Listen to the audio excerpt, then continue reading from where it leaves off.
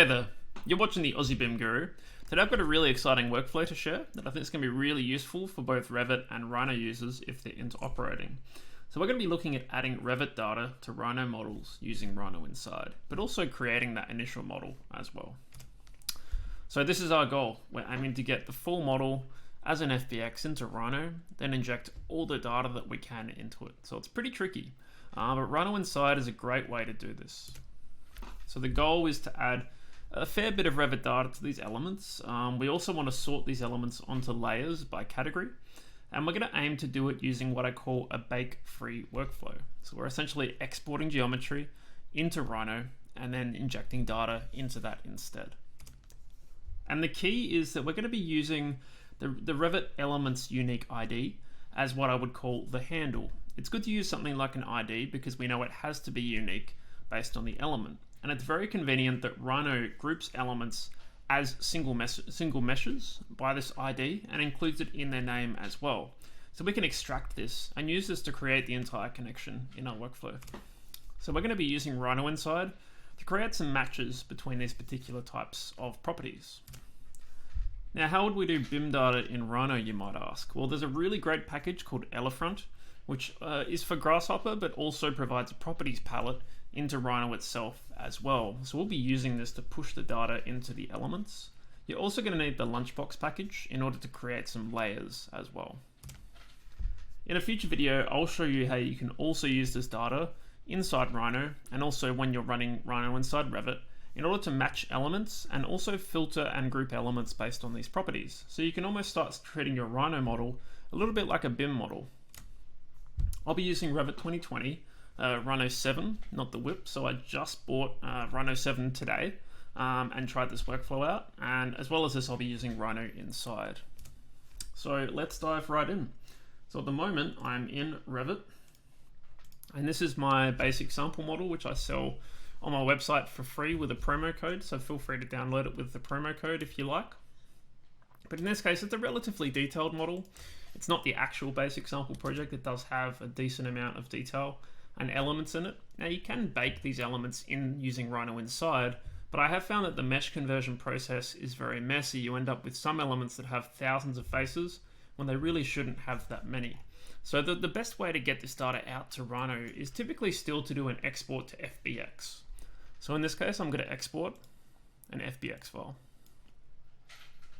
And in this case, I'll just save it as an FBX with a manual name. In this case, I'll just call this FBX export. Now you're going to need Rhino Inside as well, so I'm just going to open up Rhino Inside Revit so that I can get these two programs talking to each other. So here I have Rhino, or Rhino Inside, in this case Rhino 7. Now this is a model I prepared earlier just to show you what we're aiming for. So we have layers, and these will be based on model categories. So if I do select, say, all the elements on the gutter layer, I am selecting my gutter elements from Revit. And if I inspect this property, the properties of this element, in the Elefront tab, you can see we have a lot of information about them. We have their category, their family name, type name, materials, and ID. In this case, we'll aim to put all this information in here using this workflow. So I'm going to start an entirely new file. I'm going to go new, and I'm not going to save. I'm going to do a large object millimeters, and I'm just going to maximize my perspective viewport. I'll just keep Rhino off to Grasshopper off to the side. So at this point, I'm going to import in this FBX. So I'm going to go to import. In this case, I'll have to make sure I'm set to either FBX or all supported files. And I'm going to import this FBX file. Typically, I just keep these options as they are. I've turned off importing of lights and cameras. So I'll OK this, and I'll correct the units because it has correctly detected there's a discrepancy. And at this point, I have my model in Rhino. So I might just change my viewport display to shaded. Now some objects are still quite high poly, for example, these trees. So you may wish to reduce these meshes once you've finished assigning the properties to all these families, but other elements aren't so bad. For example, this topography is not too bad. If I just check under my floor here, there should be some floor framing, I believe, and some of these were very, very high poly initially. So if I go to details, I can see at the moment It's still a relatively high poly element with 760 faces with normals, but when it was coming out of Rhino Inside through a bake, it had a few thousand. So it is a little bit lighter, but you could obviously go and reduce and rework some of these elements if you so chose. But I'm just going to go show, and we're going to begin working with this model. So let's have a look at, say, the topography. Notice its name is surface, square bracket, and its ID, close bracket. Let's look at this tree. Well, we've got a different name. We've got family, but then we have the same thing. So on the end of every element from Revit as an FBX, we can rely on the end of the name of each object. So we can process this in order to basically run the whole workflow. So it's pretty cool. So what I'm going to do is just keep Rhino off to the side and Revit in the background. And we're just going to make Grasshopper a little bit bigger so we can start focusing on our Grasshopper workflow. Keep in mind too that in layers, you may have some layers that aren't really desirable. What I'm going to do in this case is just take all these elements or all these layers, select objects, and I'm going to change their object layer. So in this case, it looks like there's nothing actually on these layers, so I can just delete them. So I'm just dealing with one layer at the moment. So we're going to want to put these onto layers by category. So this is our first goal. Now first we need to actually collect our meshes. So I'm just going to create a mesh node, and I'm also just going to place down a pair of bifocals so you can see the names of the nodes as I build. So I'm going to go firstly set multiple meshes, and at this point I'll just make sure I'm recording. Yep, I'm just going to select all my meshes and hit enter. So I've just began with all the meshes from my model. You should see your model go a little bit red to show that you've collected all those meshes. Now I'm going to rename this node by right clicking it. I'm going to call this collect meshes because I'm going to build this in a few steps. So I'm building this script as what I like to call a workshop, which means that there's a lot of little pieces that you run in a particular order to run a workflow in a single script. That's one of the great things about Grasshopper, that you don't have to run a script from start to finish. You can run different pieces of a script in different moments. So it's really impressive how Grasshopper works versus a lot of other programs. Now the first thing I'm going to do is I'm going to get the Rhino attributes of this geometry. So I'm going to use get Rhino attributes, which I believe is from the Elefront package. Yep. So I'm just going to take this geometry, and each piece of geometry will now tell me its name. It'll also tell me its layer and its color, but really what I care about is its name. Now I need to find a way to isolate that ID on the end of the name. So I'm going to get a text length node just to see how long each name is, because then we can find out how to get to the back of the name and work backwards just to obtain that number. Now in this case, I'm going to be working back 8 characters. The ID is going to be 8 characters long. So I'm just going to make a panel with 8. And in this case, I'm just going to get a subtract node. And from the length, I'm going to subtract 8. And I'm going to use the text fragment node in order to get a substring from each name. So I'm going to connect the name, and I'm going to be starting at that index, which is back from the end of the string. But I'm going to be taking, in this case, 7 characters. At the moment, you can see we still have the square bracket on the end. We don't want that. So in this case, I'm just going to take 7 characters. And now we should have successfully isolated a list of all the IDs of each piece of geometry based on its name. So this is pretty much the key to unlocking the entire workflow. We're now going to go and redefine some attributes of this element using Elefront. So I'm going to go and find a define object attributes, and we're going to build some attributes to feed back into this element. Now this is a really important node in the Elefront package. It can change a lot of things. It can add new values to objects. It can also change the name, the layer, the color, and the material of elements as well. So it's super powerful. In this case, I'm just going to be renaming it. So I'm going to get the attribute of name. And then I'm going to modify the Rhino object attributes. And to this, I'm going to connect the attributes, and I'm going to connect the original pieces of geometry. And right there, we've created essentially a little workflow. So I'm going to just right click and group, just to keep each little step together. Makes it a lot easier to track what's going on. Now I can just activate this with a button. I can also connect the button to the modify option, which I'm going to do. So in this case, I'm just going to call this one rename geometry. And this is my second step in my workflow. In this case, I'm actually just going to right click the Y display and make it hidden so that we don't see where all these things connect. But we can see now we've just built 2 steps in our workflow. So let's run the first step. I'm going to click once. Now let's have a look at that topography and check its properties out. Now its name is just its ID.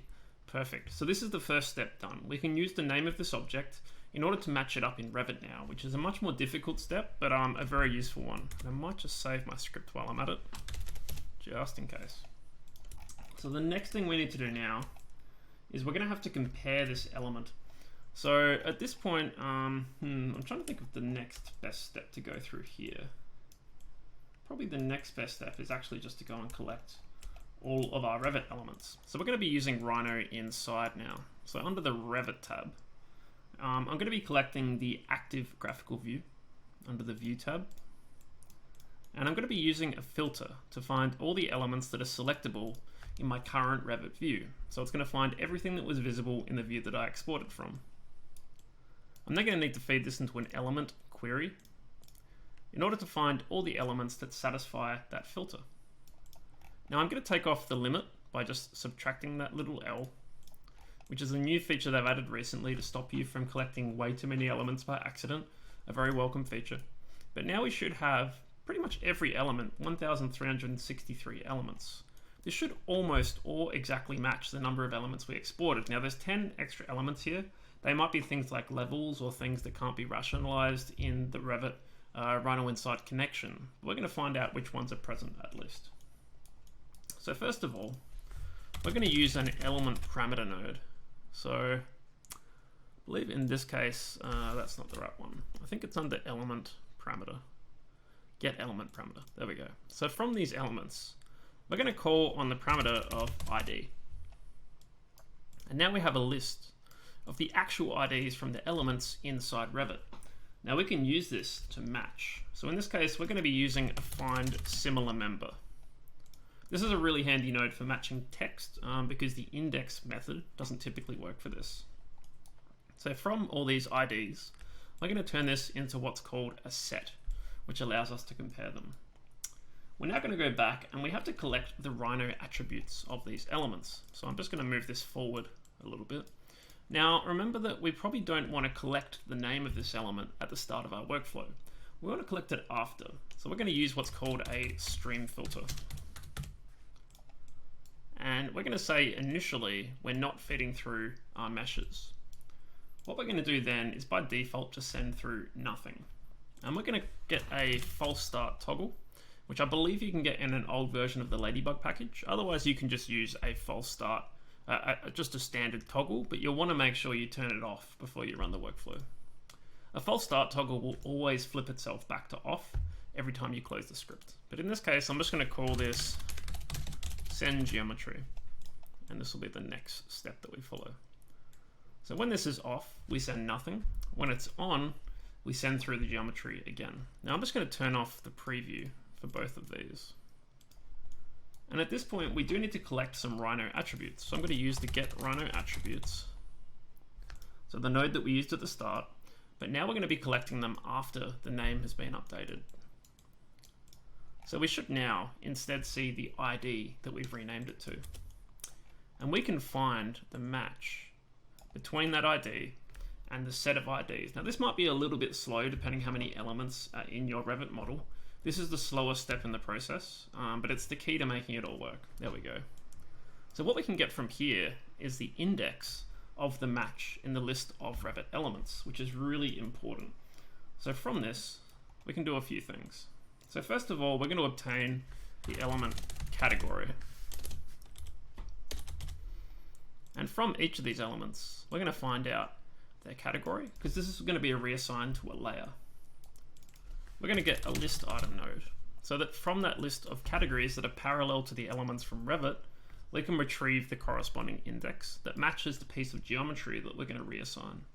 So we're going to take this index and call on that index from the category list.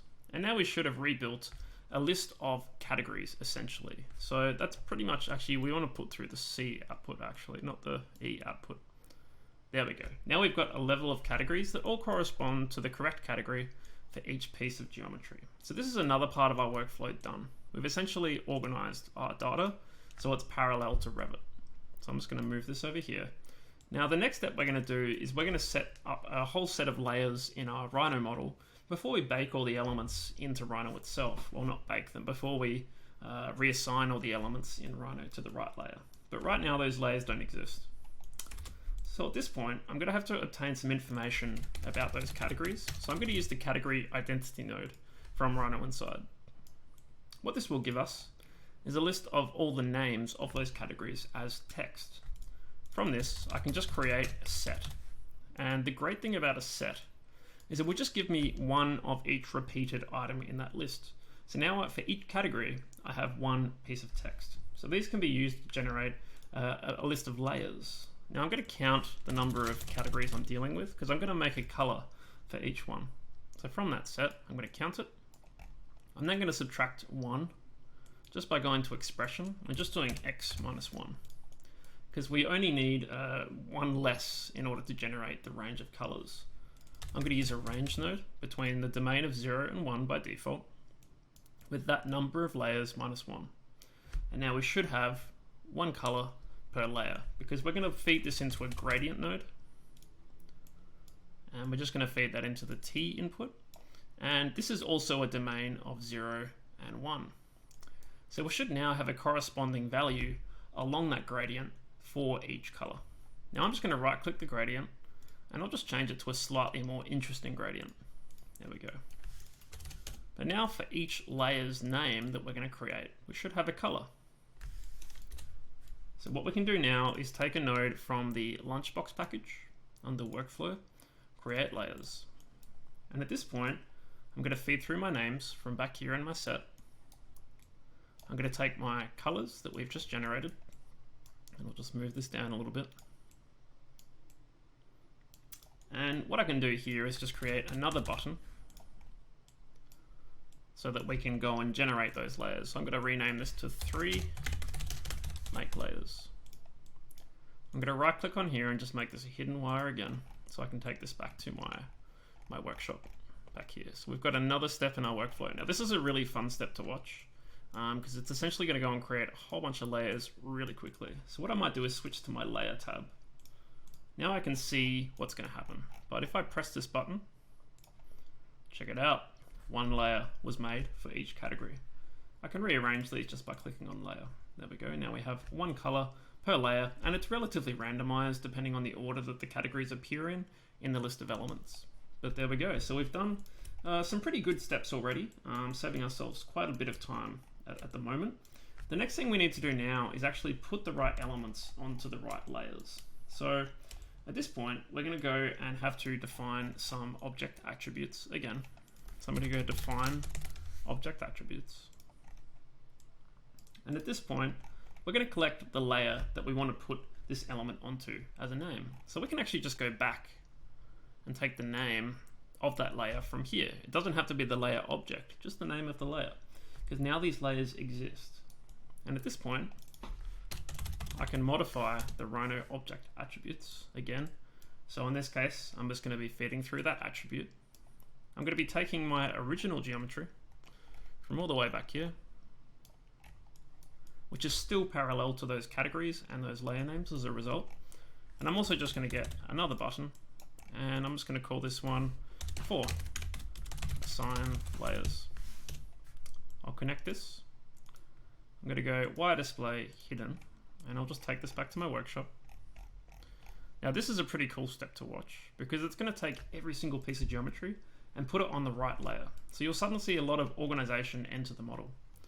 It's really quick as well. That's what I really like about this node. So if I press once, check it out. We just put layers on every piece of geometry in the Rhino model. I mean, that's already like such a time saver. You no longer have to manually move things around between layers. And remember, we've just used one property of the object, category, but we're working parallel with Revit elements. So you don't just have to work with category. You could work with family, type, anything really. As long as you can obtain the data and convert it to a string, make it a layer name, and keep it parallel, you've got a sorting mechanism. Pretty cool. But that's not all. So the last thing we're going to do is we're actually going to push a few data fields into each piece of geometry to contain some Revit data. Pretty cool, right? So at this point, we're going to go and have to retrieve a list item. So I'm going to come here and just call on the list item node. And in this case, we're going to be taking our original list of elements that we queried, which is still parallel to all this data we're working with. And I'm going to go and retrieve the corresponding element from my geometry list. So at this point, I now have a piece of geometry for every element in Revit. So I'll turn off my preview. And from here, we can work with a few properties of these elements. So at this point, I'm going to retrieve the element type. So from this element, which is still a Revit element, we can get the information of it. We can get the element, and we can also get its type. From its type, we can identify it. So we're going to get the type identity. And now we have a good amount of information about the element. We have its category, we have the family name, and we also have, in this case, a human readable type name. So we have a lot of data available already. Pretty exciting. So at this point, we'll just feed a bit of data through. So I'm going to make a text node for each of those. Now at the moment, it's not going to be organized the way we need it to be. So we're going to run a little bit of a complicated tree management here. I'm going to merge this data. And I'm going to make a fourth list as well. Now we're going to graft each list together. This is actually going to flatten all the data one index at a time across each list. So we'll go 1, 2, 3, and the last thing we'll retrieve is the ID as well. And what we should get, if I just feed in a panel just to view this, is we'll get sublists for each element. We'll get those 4 properties that we can work with. So they're going to be parallel to the geometry. So now we can set this data. Now in this case, we're going to be using a define object attributes node. I'm just going to take these and group them. And I'm just going to get a define object attributes. Now this is going to be a little bit more difficult, but because everything's parallel, it's quite straightforward. So what we're going to do is take our merged data as the values, but now we need keys in order to create these data fields in the data inside Rhino. So I'm going to make a panel, I'm going to right click it, and I'm going to make it multi-line. So in this case, we'll disable the multi-line feature. I'm going to go family, actually first category, then family, then type, then ID. And because I disabled multi-line, it's going to generate a list instead of a multi-line paragraph block. This is going to be my keys. Now in this case, I believe I probably need to make sure that I've got the same number of keys per element. Number of keys should match the number of values. So in this case, I've done something wrong. At least it looks like I have. Interesting. Just bear with me. I know I've made a little mistake here. I've just got to check. It's going to be something to do with my list management, I think. Yeah, so it's the last list. Okay, so I think I also need to flatten that list as it comes in. Okay, now that's still not quite right. So, I've done something wrong here by the looks of it. I think in this case, I've probably maybe retrieved the data incorrectly. So I think I actually need to go and retrieve the index here instead. Yes, so I need to retrieve it from here. So this is the matching index for the geometry, my bad. And then I just need to make sure that's grafted. I believe that should now work. Yeah, so what I was doing there was actually adding those 10 extra element IDs that weren't sorted. So as a result, it couldn't really transpose the data with the graft function effectively. Now we should have 4 keys for each element with 4 keys. What we're going to do now is just flatten the output so that we have one attribute Elefront object for each piece of geometry. And finally, we just need to connect this up to a modify Rhino object attributes. I believe this should be it. So it looks like at this point, we just feed in these attributes, collect our geometry all the way back here. And of course, like before, we're going to need a button, where I'm just going to make a button, and I'm just going to call this the last step, which is 5, send data. I'm going to make this a hidden wire, and take this back to the start. And currently, if I just have a look at this element here, for example, and I go to its Elefront properties, we have nothing. This should hopefully update all of that information for each element. So I'll send the data. And there we go. Where the data is relevant to the object, we can see that it works. Sometimes some elements don't support every type of data field, but I can see here, for example, that category, family, ID, and type are all working. Now, I believe the way that it works is the first thing that it can't add a property for. It just stops the list, essentially. So what you may wish to do is make sure that everything's in an order that works. So in this case, it looks like we've done category first, family, type, and ID. So we may wish to go in a different order potentially, because we can see that topography, for example, only received the ID property. But some other elements, such as this tree, for example, received all 4 properties without any problems. Or this stair, all 4 properties. The roof, and we can see that we've got information for every element. Now you could collect other information about these elements too and send it in. One thing I do, for example, which I won't show here because it's pretty much the same workflow, is there's a node for element materials. And in this case, you can actually just go and take those elements from Revit, and you can interrogate the materials in that list. Now there is a bit of a trick here that I'll just show you before I finish. Some elements have more than one material. So sometimes you might run into sublists which contain no materials, or maybe 1 or 2 or even 3. Now obviously you're not going to be able to graph this together in Elefront because it's going to be lists of different sizes. Now what we can do here is apply a flip matrix once, which will then flip our data into 3 sublists. And if we flip it back, you'll now have lists of 3 items regardless. It's going to find the maximum number of materials and just replace the rest with null values. So it's pretty exciting. So we can see that there's a lot of potential here in order to push a lot of data in. And obviously we could use this material data to populate some information about the elements. Actually, you know what? I'll make a few extra keys. We'll finish up with this. So I'll take these 3 parameters that we're dealing with. I'm going to take my define object attribute step and just copy it. I'm just going to copy my sublist, and I'm going to call this material 1, material 2, and material 3.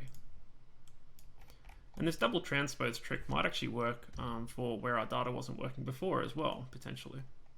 So these are my keys. These are my values, and now we can see we have no problems because the maximum number of materials is 3. I'll just create another button and call this 6, add materials. Now you will need to make this a separate step because you may potentially need to review what the longest list of materials actually is. And you'll be able to tell this based on the size of each sublist in the second flip. So if you have, say, 4 materials in an element, you might have to make 4 keys instead. But in this case, I can just add this node here, back to the start of my workshop, press the magic button, and voila, we can see we have material 1.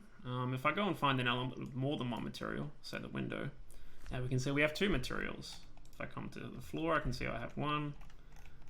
If I find a door, you can see I have 2. So we found a way to put some pretty meaningful data in there that we can actually go and retrieve later on if we need to. Now you may also wish to just get the name of the material instead, potentially. So I think you can probably even get a materials identity. Yep, there you go, materials identity. And I think you can rewrite this data as well. Wow, there's a lot of information here. I think I just feed it in here and then just feed in the name instead. And I'll just rerun this. There we go. Now we've just got the name of the material itself. So pretty exciting. And obviously we've just went and generated a model very quickly based on a imported model. So this is a repeatable workflow. And just to show you how quick this process is normally, let's just make a new project. We won't save it. Large object millimeters. And let's just do the whole thing start to finish. Import, FBX. Okay. That's fine. Go to my layers tab, go to shaded mode. Collect all the meshes.